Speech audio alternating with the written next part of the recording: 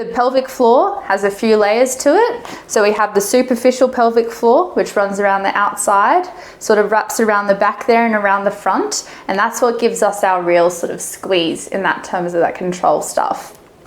Then deeper to that, underneath, we also have the deep pelvic floor muscles, which you can see under that. So that's what wraps around from the back all the way to the front and sort of sits like that. So that's more like the bowl part, or like the dish, the base layer of the pelvic floor.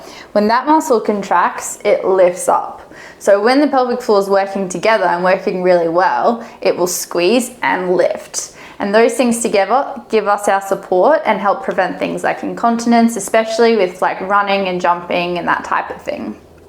So the other thing we always look at is the organs that are sitting there as well. So we have the bladder sitting at the front, which isn't on this. Then we have the uterus in the middle, and then you have the rectum sitting behind it. So with those three things resting on the pelvic floor, it's really important that it's functioning really well, because if they're sort of sitting out of place, or if there's a little bit more laxity or a little bit more movement happening, that's how we get things like a prolapse, which can just cause really sort of uncomfortable heaviness, ache, and then issues like incontinence and leaking and that type of thing.